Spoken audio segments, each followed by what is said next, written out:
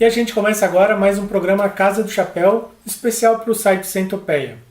A gente vai falar no programa de hoje sobre as ligas NBA e NHL, que são as principais ligas de basquete e de hóquei dos Estados Unidos e também do Canadá.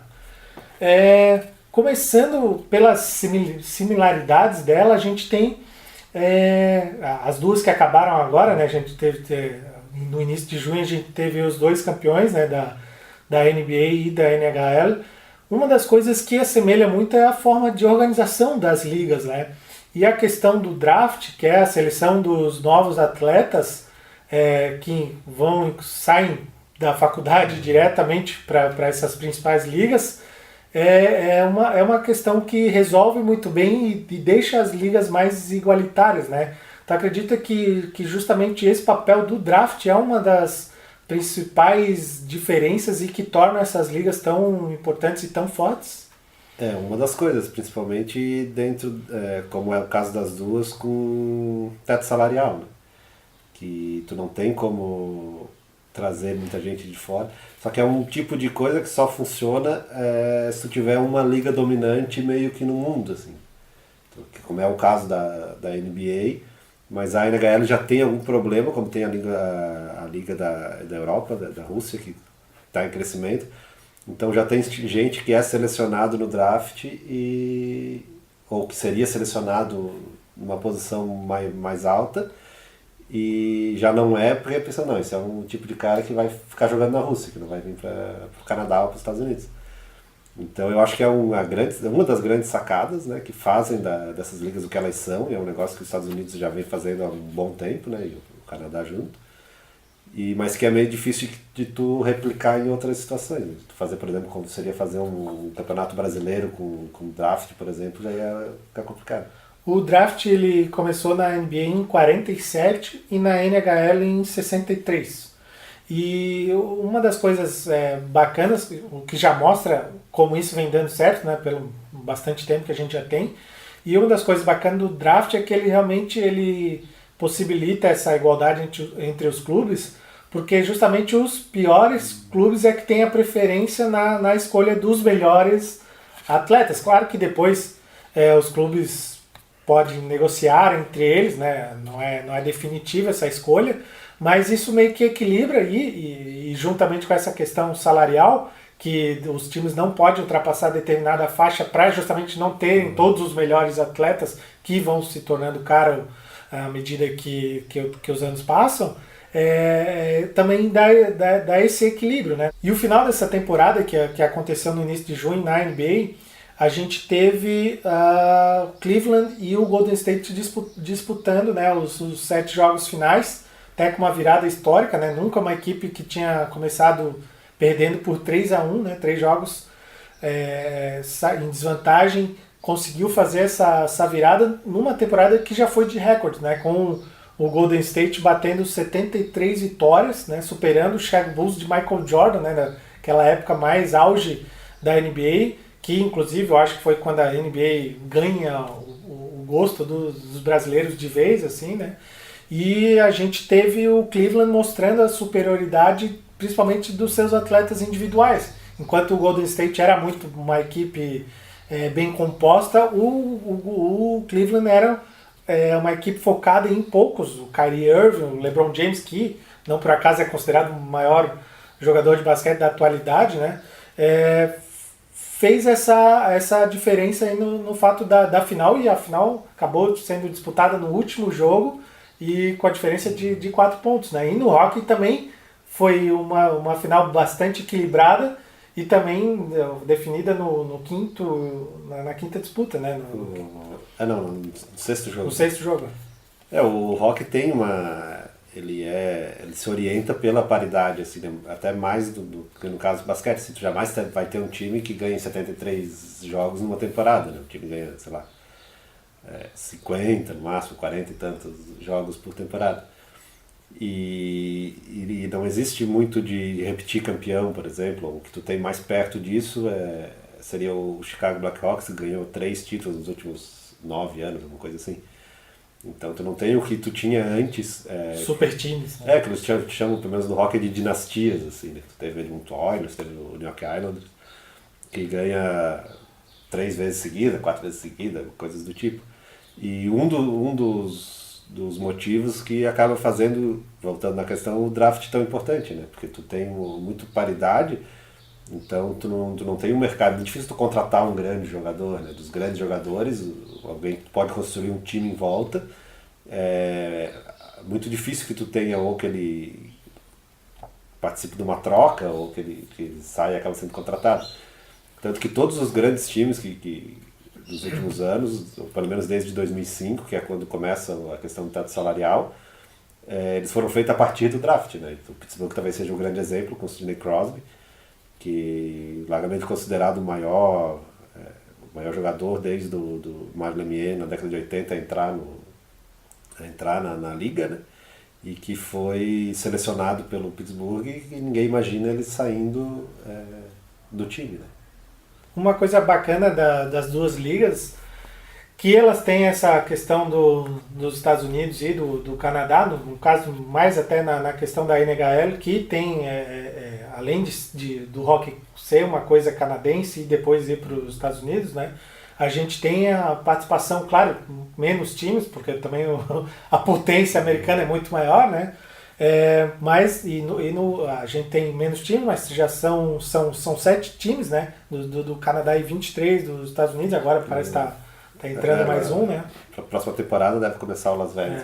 E no caso da NBA, a gente só tem um time, que é o Toronto Raptors, e curiosamente também nessa temporada foi a primeira vez que ele chegou aos playoffs, né? Mas mesmo assim é uma coisa interessante essa ligação de ter justamente o Canadá ali, e a mesma coisa vale para a NHL, que também é national. Então a gente tem um national, só que é international, né? A NHL talvez até mais, porque a Stanley Cup, que é a taça que é disputada, que o campeão ganha, na verdade ela até o nome oficial dela é uma coisa do tipo, ela é a taça dada ao melhor time do domínio do Canadá, ainda remetendo à época o Canadá como colônia inglesa. Então é um título canadense, né, no começo. E é uma liga que começa no Canadá e que, se não os grandes times, mas largamente os grandes jogadores são canadenses, né, a maioria. Então talvez seja a mais internacional dessas ligas, né, até porque os Estados Unidos hoje como tem mais dinheiro, principalmente por causa da relação do dólar com o dólar canadense, né, que o dólar americano vale mais, e que acaba fazendo com que os outros times sejam mais pobres nesse sentido, né, porque tem que ganhar mais. E lá é realmente internacional. E o que é interessante, porque a gente é acostumado com o futebol aqui, que é muito ligado à questão nacional, né, os campeonatos, tu não tem nada do tipo, assim. E é um dos motivos pelos quais dá tão certo, né? Porque é uma liga realmente, eles vão organizando, e até questões de regra, tu tem pequenas mudanças de regra o tempo todo, no hockey principalmente cada ano surge coisas novas, e tu vai avançando o esporte, né? Aí quando tu pensa, por exemplo, numa coisa como o futebol, que seria o maior exemplo ao contrário, tu depende muito da centralização da FIFA, então para te mudar alguma coisa tu tem que movimentar o mundo inteiro, né? Inclusive até, por exemplo, no caso da NBA, ela tem regras que a FIBA, que é a Federação Internacional de Basquete, não utiliza, né? Na verdade o que acaba acontecendo é meio ao contrário, né? A NBA influencia o internacional, né? Porque tu tem regras que começaram na NBA e que acabaram sendo... E no hockey acontece isso também, até o próprio tamanho do rink de gelo é diferente. Assim. Na NHL é um rink bastante menor do que no padrão internacional e do que o padrão que se disputa, por exemplo, nas Olimpíadas. E eu acho que aí é um negócio que os outros esportes podem aprender, que é uma coisa que o vôlei fez, por exemplo. Né? O vôlei há, 10 anos tem mudado muito as regras. Assim, né? Na época que eu de colégio, tinha a questão da vantagem, que já não existe mais, o saque não podia bater na rede, até a quantidade de pontos por set era diferente. Então eu acho que os esportes têm muito a ganhar. Normalmente esses esportes de quadra tem uma mudança muito mais fácil, né? A gente Até no caso do basquete, quem lembra, o lance livre antigamente, tu só podia bater o segundo se tu fizesse o primeiro. Então, assim, são mudanças muito... O próprio futebol de salão, né? Com a quantidade de alterações que teve com me lembro até que o lateral, você batia com a mão.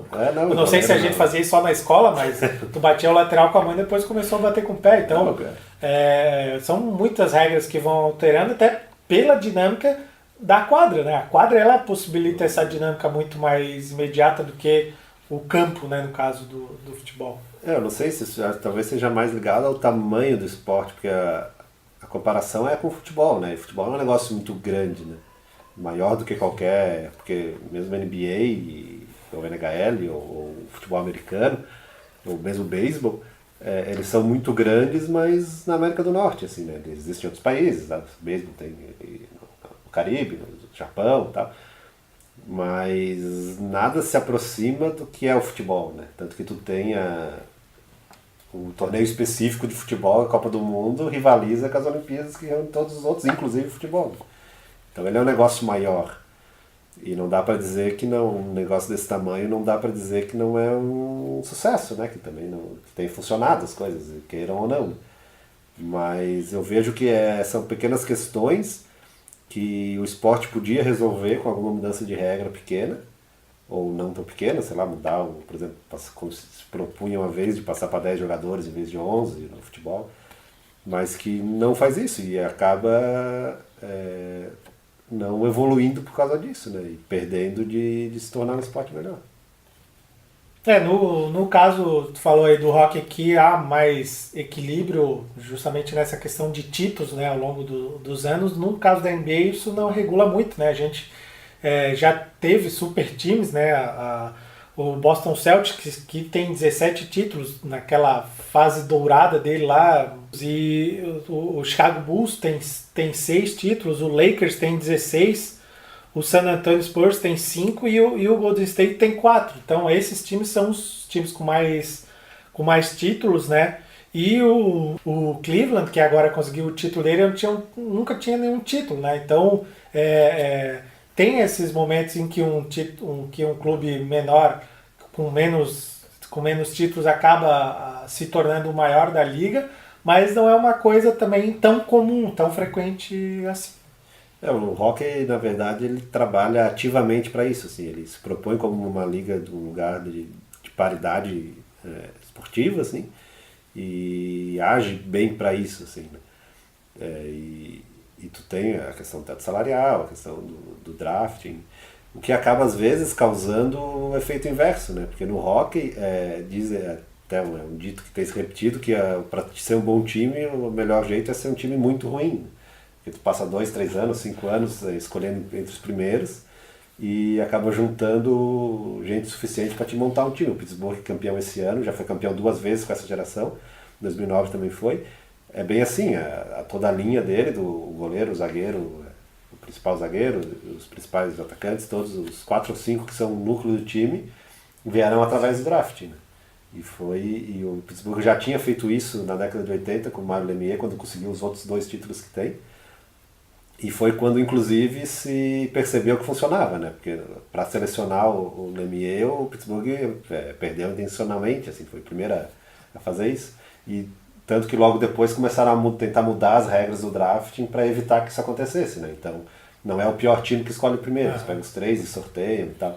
E é um negócio que tem sido amplamente questionado, assim como no caso que se chama do ponto do perdedor no hockey, que se tu ganha, quem ganha o jogo ganha 2 pontos, se vai para prorrogação, quem ganha 2, quem perde ganha 1.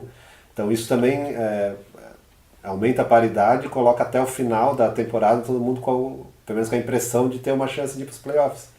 E é um negócio que tem sido criticado, porque tu, na verdade, favorece os times ruins, né?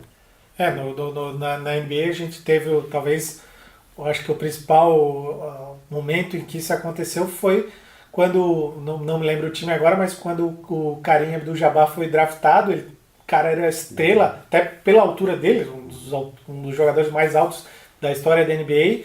Quando ele foi draftado, ele justamente caiu um time ruim, um time sofrível, e o time desbancou todo mundo na temporada por causa da presença dele, né? Que era uma coisa realmente fora do comum, né? Um jogador fora do comum, e depois, obviamente, que daí o salário dele foi aumentando, ele se mudou de time. E no caso da NBA, eu acho que isso só não funciona muito constante porque realmente os times são muito fortes, né? Tu não é um ou outro jogador que vai dar. Até eu falei, nesse time aí, tinham pelo menos 3 grandes jogadores do Cleveland, né? O resto do time podia ser muito fraco em relação até outras equipes inteiras, né? Mas 3 jogadores, num time de 5, 3 jogadores muito fortes, faz uma diferença bastante grande. Talvez porque seja mais difícil no basquete tu identificar o cara que vai ser um jogador excepcional, que vai resolver o time, né? Tem muito mais gente jogando basquete do que hóquei, e talvez por isso também que antigamente isso acontecesse no basquete, porque daí tu tinha, como o hóquei hoje, uma base muito menor. E a gente fica por aqui e se encontra no próximo Casa do Chapéu. Até lá!